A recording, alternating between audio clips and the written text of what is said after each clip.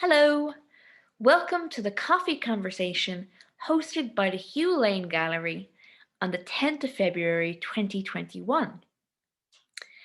My name is Aoife, and today it'll be my pleasure to speak to you about one of the beautiful early masterpieces by Jack B. Yeats, the Accordion Player. Today, Jack B. Yeats is one of the most well regarded and most beloved Irish artists of the 20th century, if not one of the greatest Irish artists of all time. While today he is most well known for his large scale, allegorical, or nostalgic impasto canvases, such as There Is No Night and The Ball Alley, both of which are in the Hugh Lane Gallery's collection today, he did not actually begin by creating such works from the very start. Instead, they are the result of a long period of evolution and transformation over a decades long career. And that is the reason why today we'll be looking at his earlier works, his illustrations and watercolors. And you can see in the vibrant watercolors and the expressive line works of his early work the groundwork for Yeats's later famous paintings.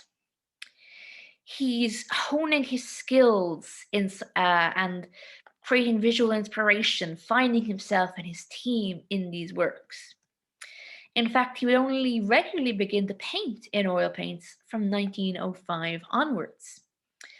And through oil paint, he would eventually lead to the free and loose brushwork and impasto painting that his later works are famous for.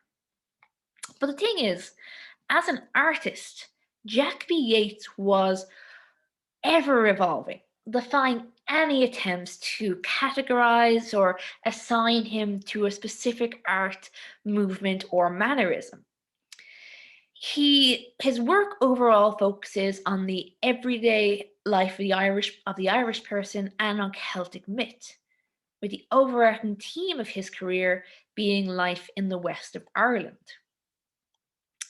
His career can roughly be divided into three different periods, each using three very different techniques. The first, from 1888 to 1897, he did black and white illustrations for various publications. The second period, from 1897 to 1909, he worked with watercolor paintings and watercolor sketches. And finally, 1910 to 1955, he worked in oil paints. The accordion player, the piece we'll focus on today, comes from that middle period at the very beginning of the 20th century, when Yeats is really beginning to find his feet and discover the artist that he wants to be. Before we continue, I'm going to minimize myself now so you can focus on the art, but you should still be able to hear me as we go along. Jack B. Yeats was born at 23 Fitzroy Road in London on August 29, 1871, the youngest of 5 children. He was a son of John Butler Yeats, a former barrister turned painter, and the younger brother to William Butler Yeats, who would become one of Ireland's most acclaimed poets. Jack's mother, Susan, hated living in London, and her relationship with her husband was worsening.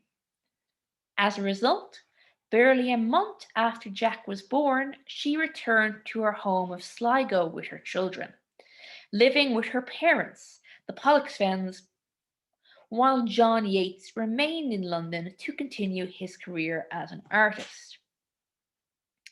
The family barely had any money, and so, when his mother returned to London with her other children, she left Jack with his grandparents in Ireland.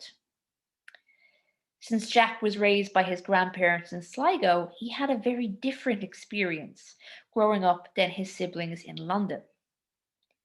As such, his relationship with the west of Ireland and its people differed to his family, becoming more intimate, more part of himself as he lived it up close and personal from the youngest age. Yeats's grandmother even said that as a child he preferred to live the life of Sligo, to learn the characters and the skies and the hills rather than the lessons in school. He spent his youth walking around Sligo, studying the country people, the fairs, the circuses, sports, and races.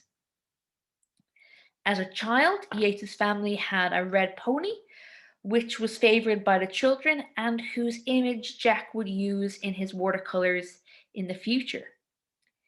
In fact, Jack B. Yeats's first known sketch is of a horse drawn on the back of an envelope. It has been suggested that the natural beauty of Sligo was perhaps reinforced in Yeats's mind by the love, affection, welcome, and comfort in the Pollocksfin family home in Merville House. Jack saw his grandfather William as like a pirate, someone wonderfully ferocious, and he tried to imitate his mannerisms, viewing him as a father figure. While Jack spent the majority of his childhood with his grandparents, however, in 1887, at age 16, Jack left Sligo to go live with his family in Earl's Court in London. Not too long after that, he entered the South Kensington Art School, and then later the Chiswick Art School and the Westminster Art School. But it's been suggested by Yeats' biographer, Dr. Hilary Pyle, that he learned little in any of these schools more than how to control and stylize his line work. Instead, Jack was able to financially support himself entirely on his art from when he was as young as 17 for the rest of his career, nearly 70 years.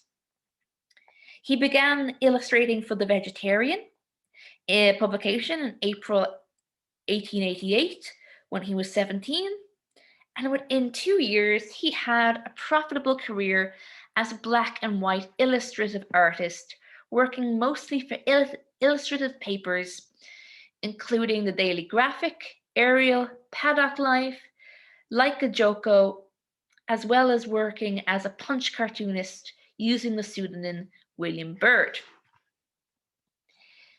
He adopted the moniker Jack B. Yeats as a way of distinguishing himself from his father, who went by J.B. Yeats or JBY.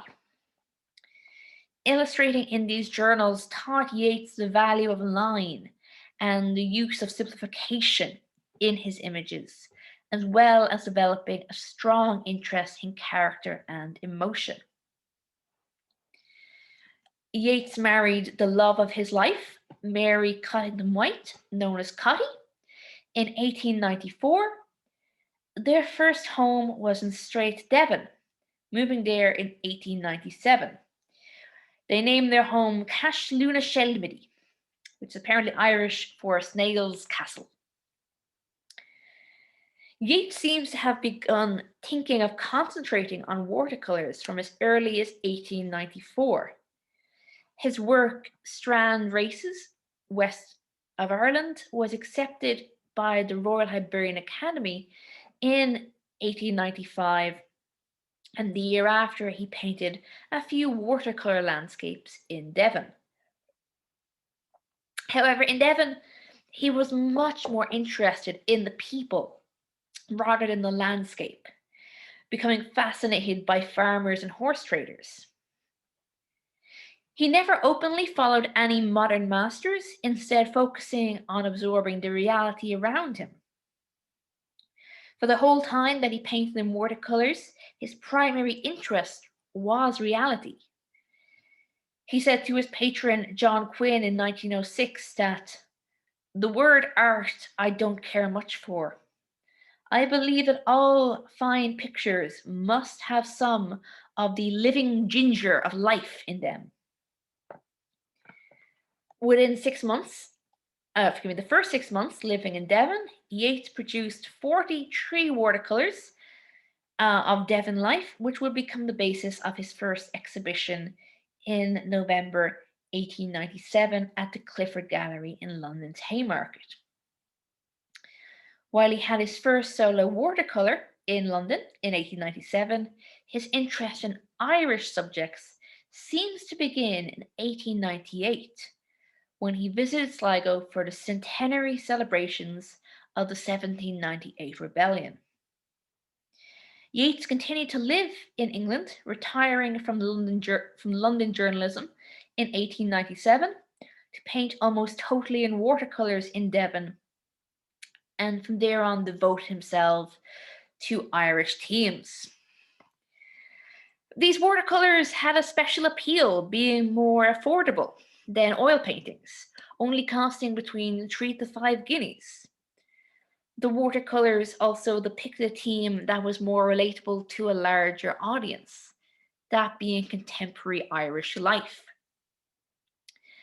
His second exhibition in 1899 was in the Walker Art Gallery in London, and his watercolours proved so popular in London that one critic commented on his remarkable sense and power of conveying unconscious Irish humour.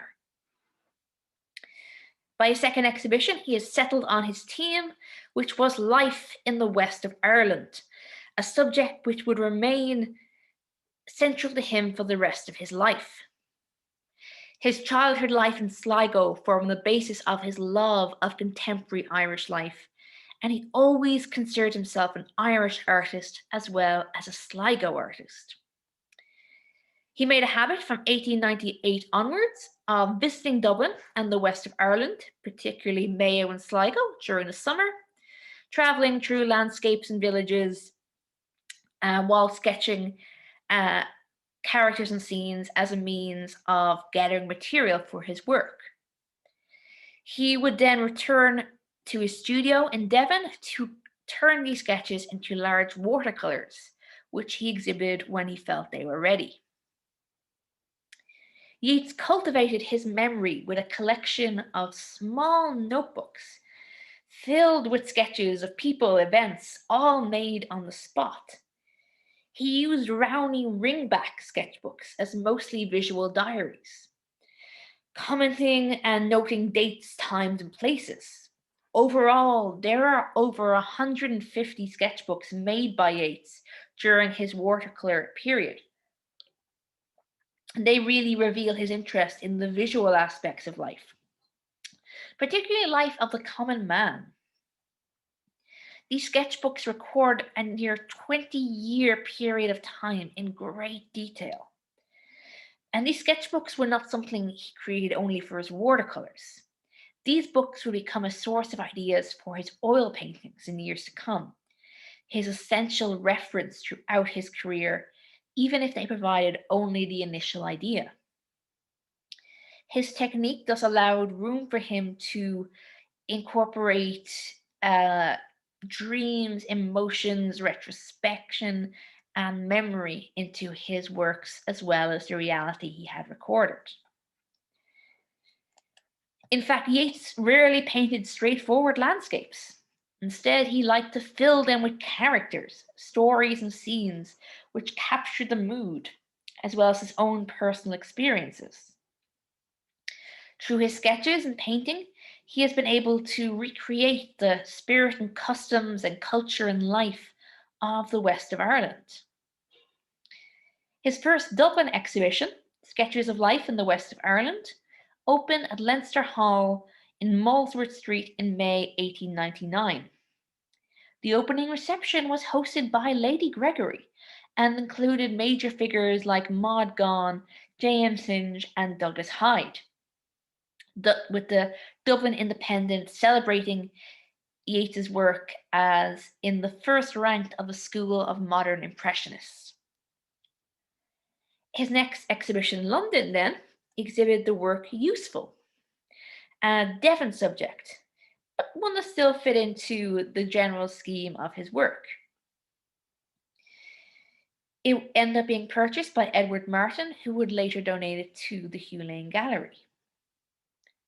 Initially, Yeats exhibited both in London and Dublin, but over time he showed more and more in Dublin, where the growing interest in the Irish literary revival meant that his original work was well regarded. He actually became somewhat adopted by the literary movement, with his Dublin exhibitions openings usually coinciding with opening nights of Irish literary theatre. In fact, Jack Yeats and his wife were regular guests at Cool Park, the home of Lady Gregory. However, his distance by living in Devon ensured he remained independent and was able to develop his own style without ever becoming too intertwined with the literary revival. From, from almost the beginning of his career, Yeats had a small but steady group of patrons who bought his exhibited work. In particularly, artists, writers, and collectors within the literary revival sought after his work from the very beginning. Among them was John Quinn, an American collector who collected a great number of his watercolors and who organized Yeats' first American exhibition in New York in 1904, where we can see here Jack and his wife on their way to that exhibition. Throughout his life, Yeats would repeatedly paint musicians and singers, in spite of his own claims of being completely tone deaf. In the culture of Western Ireland, musicians were held in particularly high regard. Yeats' view of Ireland that existed within him seemed to owe much to the written and oral traditions of Ireland, and he found a lot of ways to weave story and poetry into his work. There's a sense of music, of songs in his works, despite the fact that they are purely visual mediums.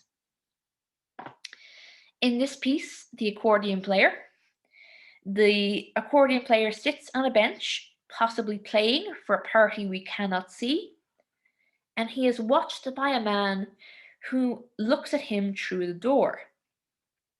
Between them on the wall is a poster of a young woman with fabulous curling hair, a blue shawl, and exotic fruit around her.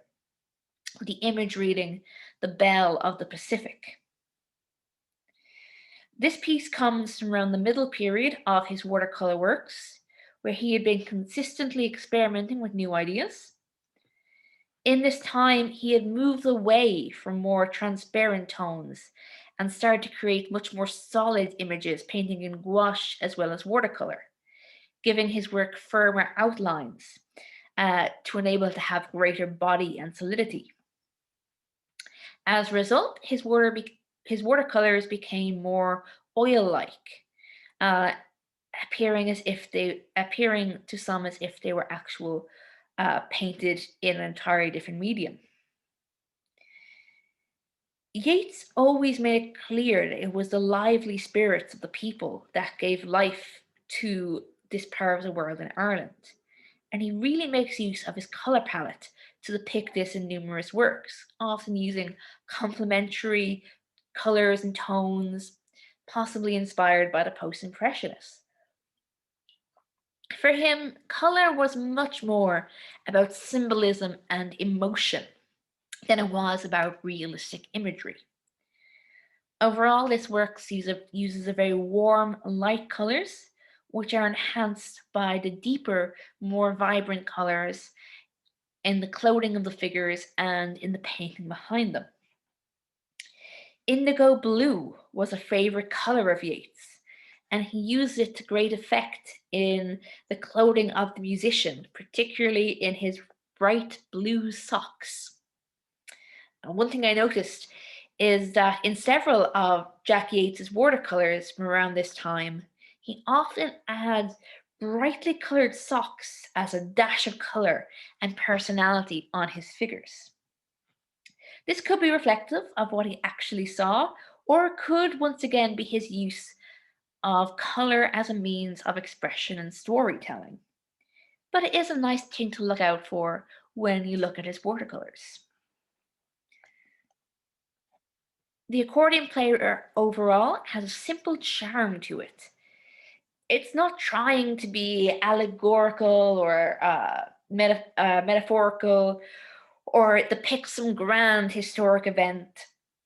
Instead, it is a snapshot, more effective than even a photo from this time, as Yeats is careful to fill the figures with character and the composition with dashes of bright colour.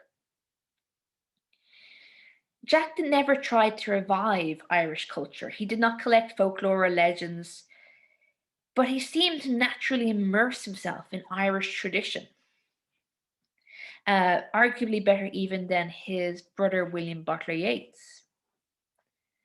The poster between the two men, the Belle of the Pacific, is another nice little detail in the work, as is positioned between the the heads of the two figures. Hilary Pyle suggested this could be read as one or maybe both of the men might be a sailor heading to a foreign country. Yeats developed a passion for boats and the sea due to his grandfather's shipping business. So this reference to sailing and traveling to far off exotic places would have felt familiar and comfortable to Yeats. When Hugh Lane began the process of creating a gallery of modern art in Dublin in 1903, he approached numerous artists and friends, asking them to present works that might form the base of a collection of contemporary art. Jack B. Yeats gave 3 watercolours to Lane: The Rogue, The Day of the Sports, and The Accordion Player. These 3 paintings were exhibited along with the rest of the proposed collection of the new gallery at the Royal Hibernian Galleries in November 1904. The exhibition aimed to convince both the Dublin Corporation and the people of Dublin that such a gallery was a worthwhile endeavour. Ultimately, the Municipal Gallery of Modern Art opened 3 years later in 1908 on the 20th of January. It is now today called the Hugh Lane Gallery, or the Dublin City Gallery, the Hugh Lane. Today, Yeats' drawings in watercolours are included in the collections of most major galleries in Ireland. They can be found in public collections across the world, in America and in England, but it is worth noting that when Yeats gave these 3 works to Lane, he gave him what he considered to be his most important contemporary works. That is to say, character studies of contemporary Irishmen in the west of Ireland. It is clear that to Yeats, this watercolour was a work worth being seen by the public, worth being preserved and remembered as a great piece of contemporary art.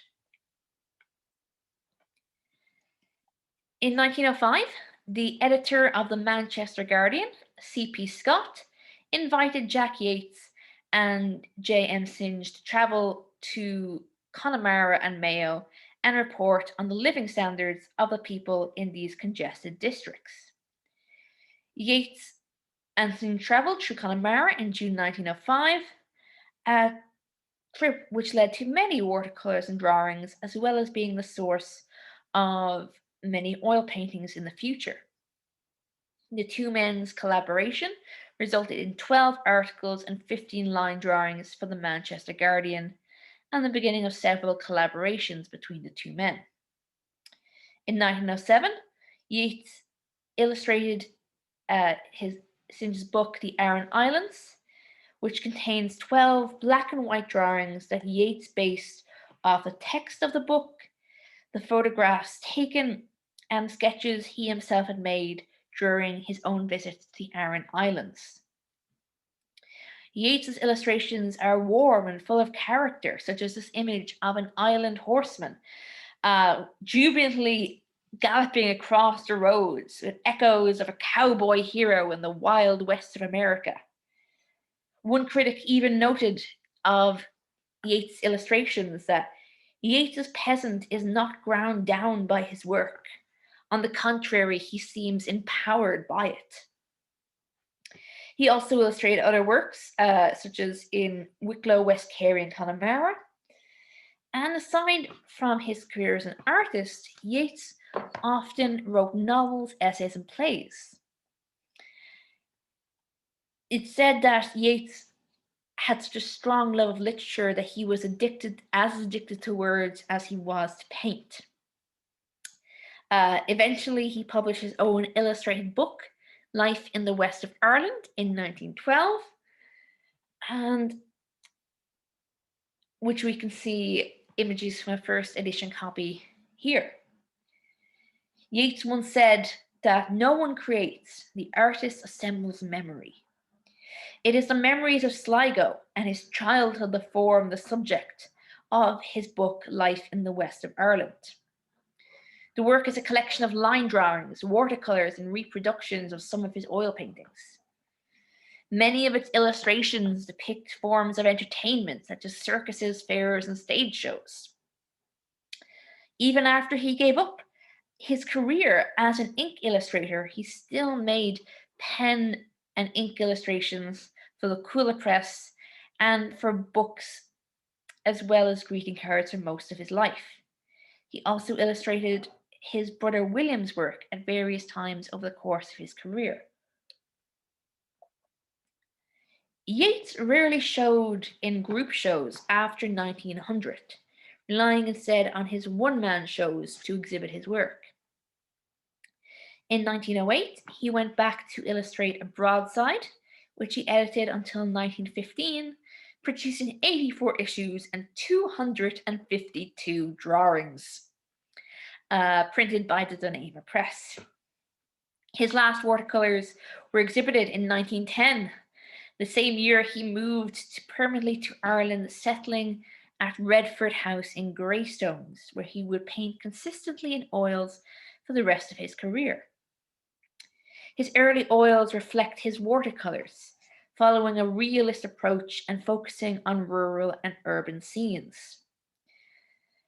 For the rest of his life, however, Yeats would keep looking back at his watercolours, looking at the themes and ideas he'd laid out in them. It was not unusual for him to return to images decades later and incorporate them into new work. Yeats was represented at the International Exhibition of Modern Art in the New York Armory Show in 1913. He was also elected an assistant of the Royal Hibernian Academy in 1914 and made a full member in 1915. But it was settling back in Dublin after the Easter Rising that he became convinced that a more complex expression of paint was needed to fully capture the Irish character. From the early 1920s, he adopted a more expressionist style with loose brushwork and more painterly technique with excessive detail removed. And so his work evolved, changing and transforming until the paintings of the early 1920s, such as this work here, The Liffey Swim, were painted by a seemingly different artist to the work from the late 1920s, such as this work, Ball Alley, in the Hugh Lane Gallery. He moved to Fitzwilliam Square in 1829 and published his first book of prose, Sligo, in 1930. The same year he met Samuel Beckett, who would become a lifelong friend. Much of his work from the 1930s onwards is most easily identified by the sense of animation in his brushwork. He uses paint directly from the tube, working it into the canvas with his thumb or palette knife. His work became violently energetic with brilliant colour, swirls of paint, all creating a textured surface until it seemed that he was less painting and more sculpting with paint. In 1942, Jack Yeats shared an exhibition with William Nicholson at the National Gallery in London, and it was that which really catapulted Jack Yeats into the public eye allowing him to stand out from his father and brother's shadow and be recognized internationally as a remarkable painter in his own right. He felt rejuvenated by the exhibition in 1942 and the recognition he received from it. This gave him a new vision and he produced more work than ever. When the National College of Art held a National Loan exhibition, there was a story about how the people queued outside the College of Art waiting to enter the exhibition, when a secretary noticed that Yeats was among them. She called to him, saying he didn't have to queue for his own exhibition, but he said he'd rather stay, saying, "But I'm enjoying it so much, hearing all the comments about myself." This is an understandable feeling, as he was finally being honoured by his country as its greatest living painter at the age of 75.